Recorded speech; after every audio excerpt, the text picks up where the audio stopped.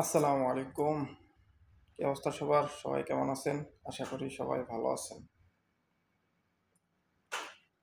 অতি আত্মবিশ্বাসী কি বাংলাদেশের কাল হয়ে দাঁড়ালো?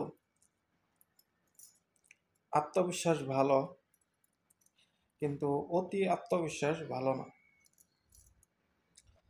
মানে বাংলাদেশ পাকিস্তানের সাথে টেস্ট সিরিজ জেতার পর তাদের হাব ভাব এমন হয়ে গেছিল, মনে হয় তারা বিশ্ব চ্যাম্পিয়ন হয়ে গেছে এবং কি তারা একদম কুখ্যাত খেলোয়াড় হয়ে গেছে। তারা যে কাউকে মানে অনায়াসে বলে কয়ে হারাতে পারবে, এরকম একটা অবস্থা হয়ে গেছিল। এবং কি বাংলাদেশের সাংবাদিক থেকে শুরু করে এবং বাংলাদেশের প্রত্যেকটা প্লেয়ারের মুখে খই ফুটতেছিল পাকিস্তানের সাথে জেতার পর।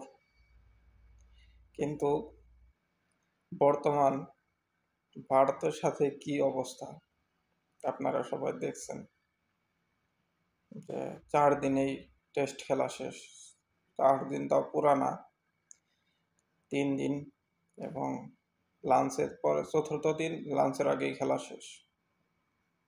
এই হলো অবস্থা।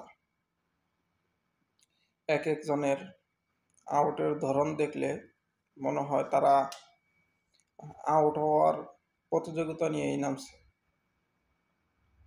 এবং কি টেস্টে তারা মানে এত অতি আত্মবিশ্বাসী যে তারা টেস্টে টি-20 খেলা শুরু করছে। তাদের খেলা দেখে মনে হয় তারা টেস্টে টি-20 খেলা শুরু করছে। দ্বিতীয় ইনিংস যখন ইন্ডিয়া ঘোষণা করলো, ডিক্লেয়ার করলো, সেখান থেকে আমাদের হাতে প্রায় 2 দিনের বেশি সময় ছিল। 2 দিনের বেশি সময় ছিল এবং কি এখনো পিচটা মানে ব্যাটিং করার মতো 70% সহায়ক ছিল, 60-70%। মাঝে মধ্যে কিছু বল টার্ন করতো, লো হতো, কিন্তু সেখান থেকে আমাদের এত তাড়াহুড়া, আমরা এত অতি আত্মবিশ্বাসী যে যে আমরা যেভাবেই খেলবো সেভাবে আমাদের ব্যাটে লাগবে, বা যেভাবেই খেলবো আমরা ম্যাচ জয়ী হব। মানে এরকম একটা চিন্তা ভাবনা, এরকম একটা মেন্টালিটি আইসা গেছিল প্লেয়ারদের মধ্যে। এই কারণে আজকে এত ভরাডুবি, ব্যাটিংয়ের তো দূর অবস্থা। বোলিংয়ে মোটামুটি ভালোই করছে, বোলিংয়ে যে খারাপ করছে তা না, বোলিংয়ে খুব ভালো করছে, মাশাল্লাহ খুবই ভালোই করছে। বোলিংদের প্রশংসা করতেই হবে, কারণ প্রায় প্রত্যেকটা ম্যাচে প্রত্যেকটা সিরিজে বোলিং ভালো করে, কিন্তু আমরা খেয়ে হারিয়ে ফেলি ব্যাটিংয়ে। এবং কি বাংলাদেশের প্রথম সারির 4জন টপ অর্ডারই বাঁহাতি, এবং কি তাদের মুখস্থ আউট, মানে প্রত্যেকটা সিরিজে একই ধরনের বলে একইভাবে আউট হইতেছে। মানে পুরনো রোগ তারা মনে হয় এইভাবে মানে আউট হয়ে অভ্যস্ত। এটা নিয়ে আর মনে হয় না কাজ করে। সিরিজ শেষে মনে হয় না কোচেও তাদের নিয়ে কথা বলে, বা তারাও এটা নিয়ে নিজের থেকে কাজ করে। না হয় প্রত্যেকটা সিরিজেই তারা সেম বলার রাউন্ডা উইকেটে বল করবে, স্টাম্প বরাবর বল আসবে, আউট, হয় বোল্ড না হয় এলবি। মুখস্থ প্রত্যেকটা সিরিজে বাঁহাতি ব্যাটসম্যানদের ক্ষেত্রে। আবার আরেকজন আছে আমাদের নবাব, বিশ্বসেরা অলরাউন্ডার, তিনি নাকি ইনজুরি।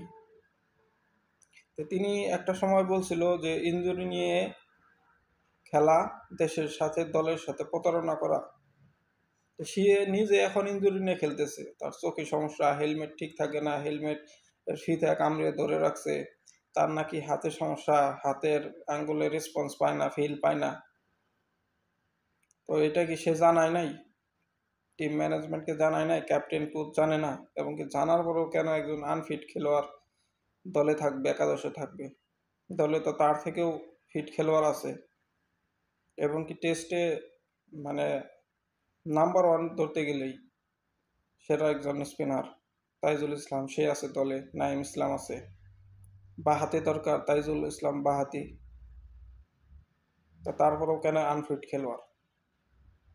তার তো ব্যাটিংও পারফরমেন্স নাই। তো সে নিজেও বলছিল যে আমি ড্রাইভিং সিটে যখন না থাকবো তখন আমি থাকবো না, একাদশে থাকবো না। তো এটাই কি ড্রাইভিং সিট?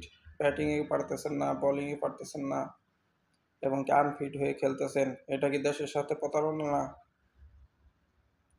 তো সব মিলিয়ে আমাদের আসলে শিক্ষার শেষ নেই। আমরা প্রত্যেকটা সফরে, শিক্ষা সফরে যাই। তো আমাদের আর আসলে প্রস্তুতি নিতে হবে, আরও শিখতে হবে। আমরা আসলে বল থেকে শিখি না, একটু ভালো করলে সেটাই আমরা প্লেয়ারদের মাথায় করে নাচি, আবার খারাপ করলে মাটিতে আছড়ে ফেলে দেই। আমি আছড়েও ফেলে দিতেছি না, কিন্তু তাদেরকে উপদেশ দেই, তাদেরকে বলি যে আপনারা প্র্যাকটিস করেন, আপনারা যে বলে আউট হন এই বলে ভালো করে প্র্যাকটিস করেন। আপনারা মুখস্থ প্রত্যেকটা সিরিজে মুখস্থভাবে আউট হচ্ছেন, একই বলে একইভাবে আউট হচ্ছেন, এবং কি আপনারা অতি আত্মবিশ্বাসী হইেন না যে আপনারাই সব, আপনারা দুনিয়া উল্টে ফেলাইবেন, আপনারা বলে যে কাউকে হারাবেন, এটা না।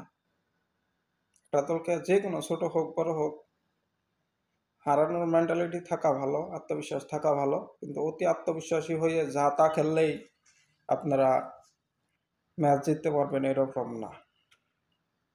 এখন টেকনোলজির যুগ, সবাই সবাইকে নিয়ে রিসার্চ করে, অ্যানালাইসিস করে, তো এত সোজা না।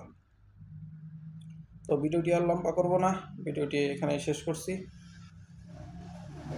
তো ভিডিওটি যদি ভালো লেগে থাকে অবশ্যই ভিডিওটি শেয়ার করে দিবেন এবং চ্যানেলটি সাবস্ক্রাইব করে দিবেন, ফেসবুক পেজটি ফলো দিয়ে দিবেন। বুঝতেছেনি তো গরমের মধ্যে ভিডিও বানাইতেছি, যেহেতু ক্রিকেট প্রেমিক একজন লোক, ডিউটির ফাঁকে ভিডিও বানাই, প্রচণ্ড গরম, ঘাইমা যাইতেছি। তো আপনাদেরও কষ্ট দিব না, নিজেও আর কষ্ট করবো না। ভিডিওটি এখানে শেষ করছি। আল্লাহ হাফেজ, আসসালামু আলাইকুম।